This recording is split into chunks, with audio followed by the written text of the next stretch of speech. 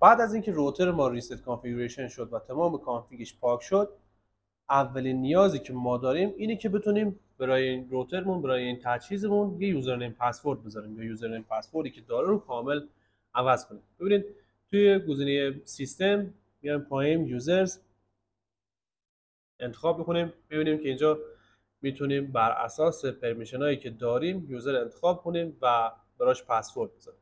ببینیم گروه هایی که مشخص میکنه یه گروه فوله، یه گروه رید یا یه گروه رایت که میاد مشخص میکنه که هر فرد با چه دسترسی ما میتونیم ایجاد کنیم. ببینید ما اگه الان میخوام یه یوزر جدید اضافه کنم، مثلا یوزر 1 توی گروه رید که یعنی فقط میتونه یه سری تنظیمات خاص رو انجام بده.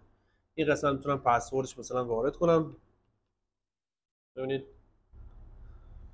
و دسترسی که داره یه دسترسی ریده، یعنی نمیتونه خیلی کارهای ادوانسی انجام بده. دسترسی رید کامل اینجا مشخص میشه که مثل دسترسی لوکال، تلنت، SSH، ریبوت، رید، تست، پسورد، سنیف و یه سری مشخصهای دیگه که میتونیم ما ازش استفاده کنیم. ولی مثلا توی قسمت FTP، پالیسی، رایت و دود و یه سری پارامترهای دیگه نمیتونه دسترسی رید اینا رو داشته باشه. ولی دسترسی رایت ببینید مثلا پالیسی و FTP و اینجور چیزا رو نداره.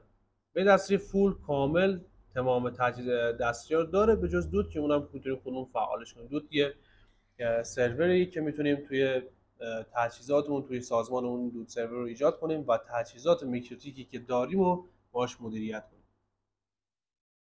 توی این قسمت ما میتونیم یوزر اضافه کنیم بر اساس گروهی که میخوایم و یوزری هم که داریم، مثلا همین یوزر ادمینی که پسورد نداشت میتونیم اینجا روش کلیک کنیم و توی قسمت پسوردی که میخوایم رو بهش بدیم که دیگه روتر ما بدون پسورد نباشه.